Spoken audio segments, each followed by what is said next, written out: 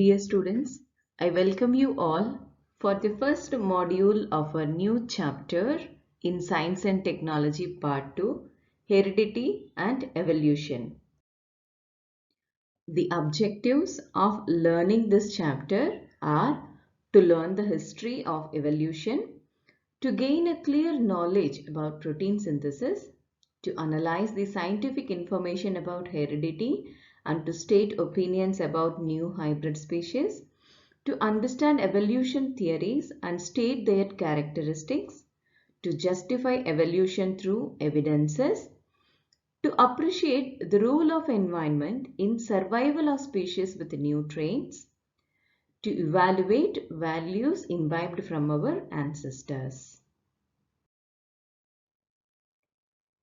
So this module teaches about introduction of the topic, history of heredity research, protein synthesis, transcription, translation, translocation, and also about mutation. Children, can you recollect which component of the cellular nucleus of the living organism carries hereditary characters? Yes, the chromosomes present in the nucleus carries hereditary characteristics. So what do we call to the process of transfer of physical and mental characters from parents to the progeny?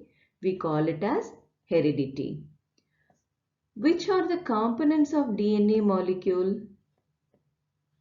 So we know that DNA contains nitrogenous bases, a pentose sugar, that is a 5-carbon sugar, and a phosphate group. Children, we all know what is meant by heredity. Heredity is the transfer of biological characters from one generation to the other through genes. These characters can be physical, like eye color, skin color, blood type, or a disease or a behavior. The study of heredity in biology is called as genetics. Heritable traits are passed from one generation to the next through DNA. We know what is DNA, which DNA is a long polymer that incorporates 4 types of nitrogenous bases. The nitrogenous bases are adenine, thymine, guanine, and cytosine. We know that adenine and guanine are called purines, whereas thymine and cytosine are called as pyrimidines. Before a cell divides through mitosis, the DNA will be copied so that each of the new cells will inherit the same DNA. Talking about the history of heredity research, we know that John Grieger Mendel is a pioneer in the modern genetics. We have learned a lot of his works in our 9th standard itself. It took a long time for him to understand the conclusions of his research about heredity in the year 1886. In the year 1901, the reasons behind the sudden changes were understood due to the mutational theory of Hugo de Vries. Hugo de Vries put forward a theory of evolution and he called it as a mutation theory. This theory states that evolution is a process where new varieties and species are formed by mutations that function as a raw material for evolution. In the year 1902, the scientist Walter Sutton, he observed the paired chromosomes in the cell of grasshopper. So until then it was not known to anyone. The research started in the direction of finding the nature of genetic material when it was proved that genes are carried via chromosomes. Later in the year 1944, a set of 3 scientists, Oswald Avery, Maclean McCarthy and Colin MacLeod, they proved that except viruses, all the living organisms have DNA as a genetic material. After the discovery of DNA structure by Watson and Crick in 1953, lot of research are focused in how the DNA transfers the genetic characters. Then we understood that it is done via protein synthesis. In the year 1961, the French geneticists Francis Jacob and Jacques Monod, they proposed a model for process of protein synthesis with the help of DNA in bacterial cells. It helped to uncover the genetic codes hidden in DNA. This led to the development of recombinant DNA technology. It has a very vast scope in the field of genetic engineering. The science of heredity, it is useful for diagnosis, treatment and prevention of hereditary disorders, production of hybrid varieties of animals and plants, and in industrial process in which microorganisms are used. Children, can you sketch and explain the structure of DNA and various types of RNA? We know that DNA consists of a double helix structure where base pairs, that is nitrogenous base pair, are connected via hydrogen bonding. The backbone of the double helix consists of a pentose sugar ribose and also a phosphate group. About RNA, RNA are of three types, that is messenger RNA, ribosomal RNA and transfer RNA. In this, messenger RNA is produced in the nucleus, whereas ribosomal RNA and transfer RNA are present in the cytoplasm of the cell. So, do you know the meaning of genetic disorder and give name of some diseases? We learned in detail in your 9th standard. So, genetic disorder is a disease that is caused by abnormalities in a person's DNA. Take for example, the disorder may be due to chromosomal abnormalities like Down syndrome, or the disorder may be occurring due to mutation in a single gene. For example, sickle cell anemia, or it may be a mitochondrial disorder leading to an eye defect or Leber hereditary optic neuropathy, or the disorders due to mutation in multiple genes are called as polygenic disorder, like this cleft lip. It's time we learn about the central dogma. What is it? We will learn. With the help of RNA, the genes present in the form of DNA participate in the functioning of the cell, and thereby it controls the structure and functioning of the body. Information about protein synthesis is what's stored in DNA, and the synthesis of appropriate protein as per requirement is very important for the body. These proteins are synthesized by DNA through the RNA. So this process is called central dogma. It involves three processes: transcription, translation and translocation.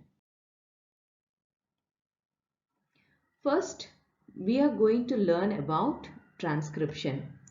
The mRNA is produced as per the sequence of the nucleotides that are present in DNA.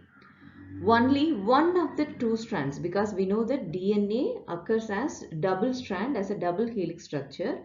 In that, only one strand is used for this synthesis of this mRNA. The sequence of the nucleotides in mRNA that are produced will be complementary to the DNA strand used for the synthesis. Besides, we know that RNA contains uracil instead of thymine that is there in the DNA. So this process of RNA synthesis is called as transcription. So transcription is the first step in gene expression. A particular segment of DNA is copied into mRNA by the enzyme. So this process of transcription is done by the enzyme called RNA polymerase. Let us see the more detailed process of transcription. Transcription proceeds in the following steps. The first step is the enzyme RNA polymerase. It binds to a site called a promoter site. It is a site which tells you about the beginning of the gene sequence in the DNA. So the RNA polymerase, it binds to the promoter site in the DNA. So you can see the RNA has been bound So this yellow color structure that you are seeing is the RNA polymerase. So after it binds, it forms a bubble. This bubble separates the two strands of the DNA. You can see the DNA strand colored in blue and pink. Now the RNA polymerase separates the strands, the pink and blue separately. Then how it is done? We know that the nitrogenous bases are bonded by hydrogen bonding. So the RNA polymerase has to break the bond so that the strand can be separated into two. Then after that, the RNA polymerase, it will start adding the nucleotides that are complementary to the DNA strand. See here.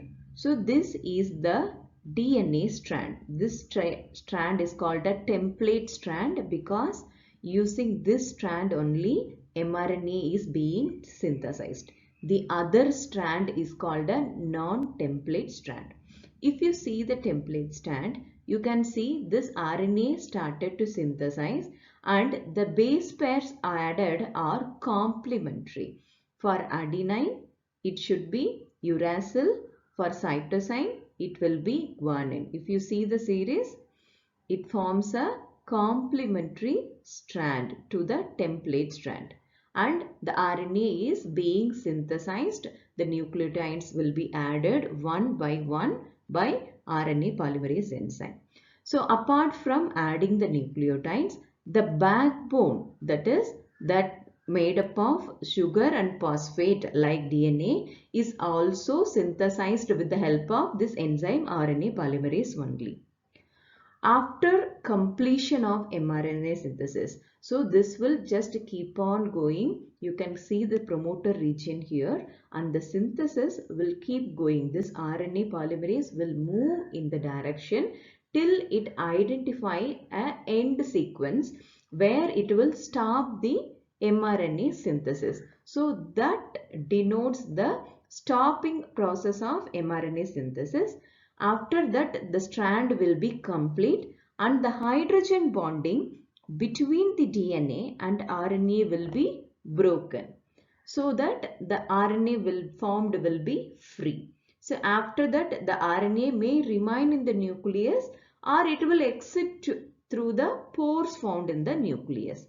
So if you see, this is the enzyme RNA polymerase. You can see the DNA being split and it start adding the complementary base pairs. You can see the base pairs being complementary and you can see the RNA, that is our messenger RNA, being synthesized and coming out of the complex.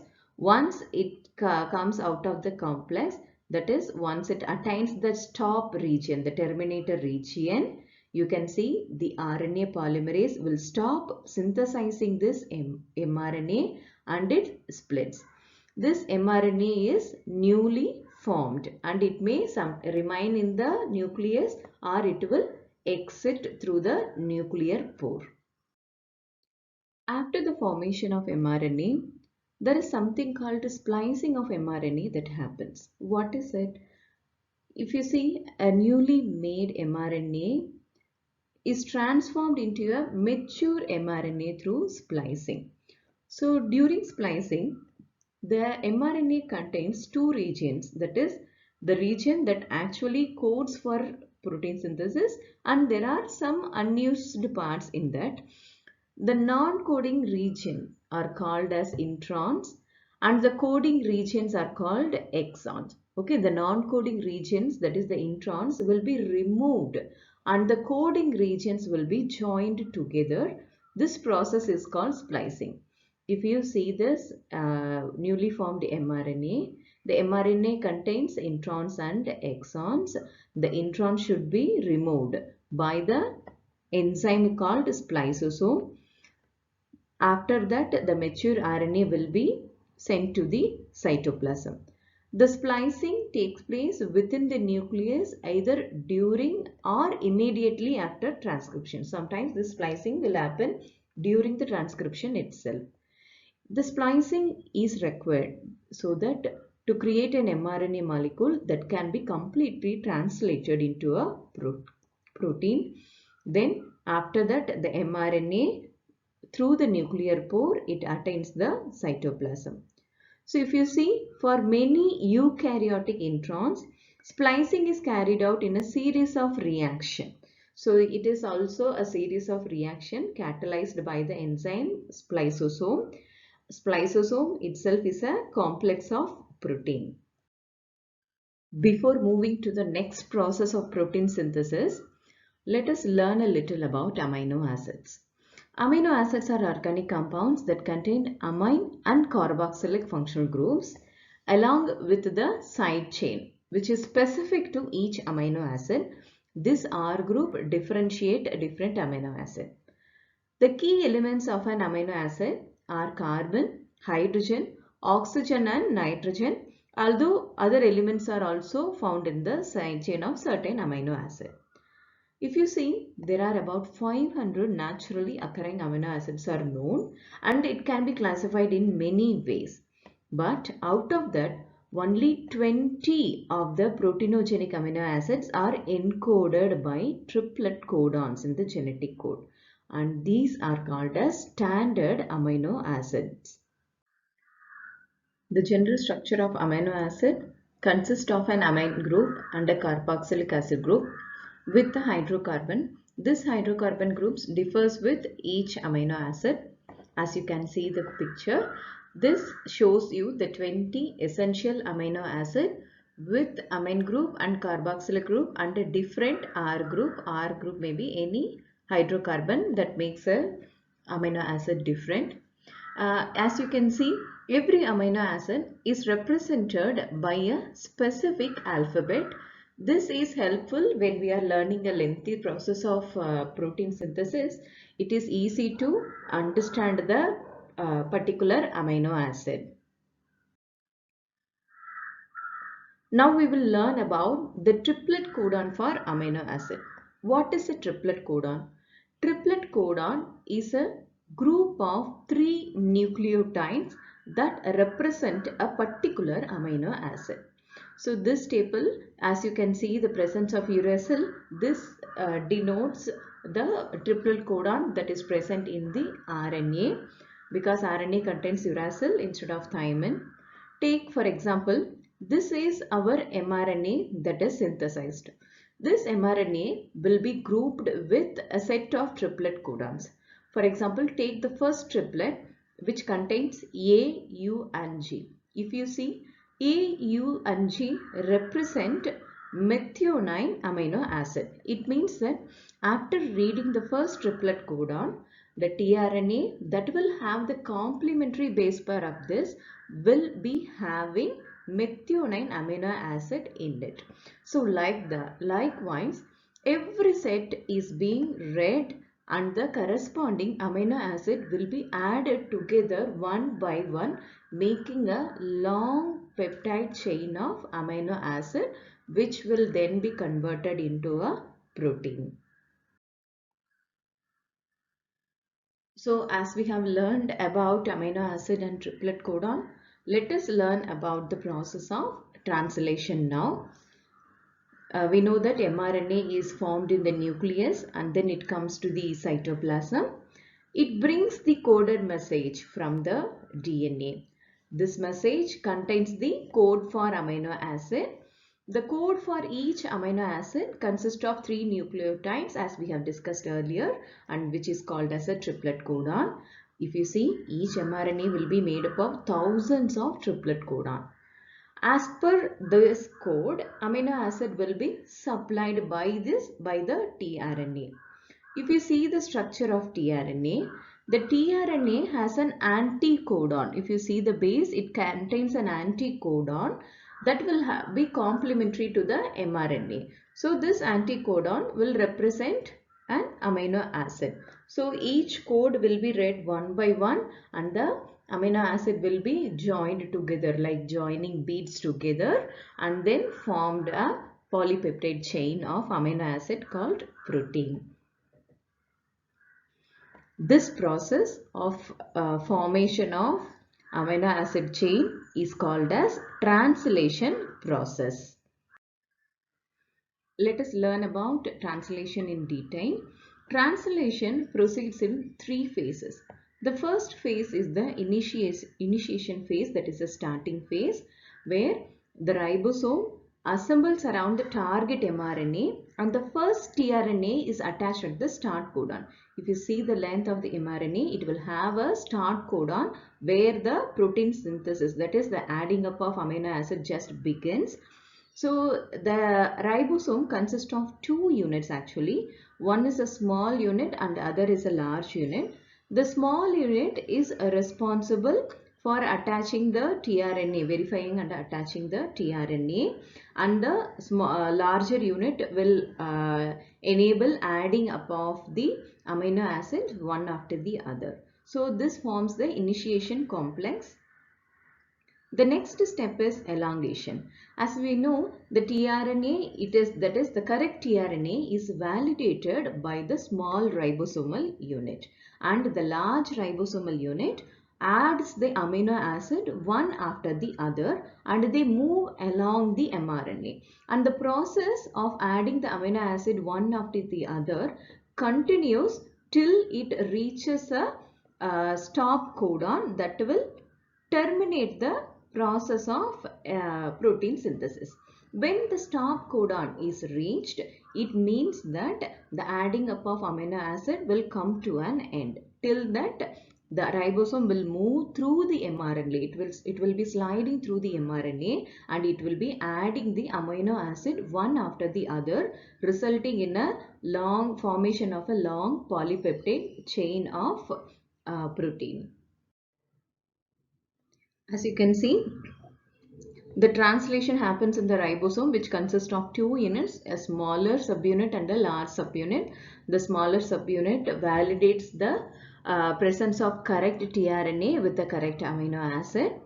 Then the process goes on by reading the next codon. After reading the first triplet code, it will move on to the second, and after moving to the second amino acid bead will be added and the process goes on. Then after all the amino acids are added together, the process stops with the recognition of a stop codon.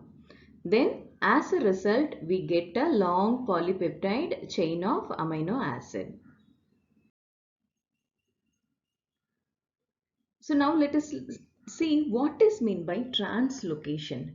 We know that the amino acid are brought in by tRNA. They are bonded together by peptide bonds with the help of ribosomal RNA. So during this process, what happens? The ribosome keeps on moving from one end of mRNA to the other. So at a distance of one triplet codon at a time. Since it is moving, this is called as translocation. So if you see, many chain comes together and it form a complex protein structure. If you see, the amino acid chain is formed. So many chain like that will be joined and finally it forms a complex protein structure. There is a separate process called protein folding where a particular bonding will be formed between the chain and it attains a final complex structure. So now we will see what is meant by mutation. We know that living organism, they can produce new individual like themselves due to genes only, and those genes are transmitted to the next generation without any change. Due to this, some of the characters of parents are transmitted to their offspring, but however sometimes there are chances that sudden changes occur in those genes. Sometimes any nucleotide of the gene changes its position and it causes a minor change which is called as mutation. Some mutations may be minor but some may be bigger and should be considered. So for example, mutation that causes a genetic disorder like sickle cell anemia, it is a very problematic one. So this mutation is an everlasting process. That is, once a mutation is done, it is done forever. And it is the proof for Darwin's theory of natural selection. As you can see in the picture, the main sequence is having a particular set where it is replaced by, due to the mutation, the sequence is altered. This gives a chance of evolution to the organisms. So let us summarize this module. We have learned that heredity is the transfer of biological character from one generation to the other via genes. The information about protein synthesis is stored in the DNA, and synthesis of appropriate protein as per requirement is very much necessary for the body. The proteins are synthesized by DNA through RNA. So this is called as central dogma. The sequence of nucleotides in mRNA is always complementary to the DNA strand. This process of RNA synthesis is called as transcription. Translation is a process of translating the sequence of mRNA to a sequence of amino acid. So during translation, the ribosome, they keep on moving from one end of mRNA to the other end by the distance of one triplet codon at a time. So this sliding of RNA is called as translocation. After that, many chains of amino acid, they come together and they form complex protein. Sometimes any nucleotide on the gene changes its position that causes a minor change, which is called as mutation. So children, this is the end of the module. We'll be back with more interesting information from the chapter in the coming modules. Thank you.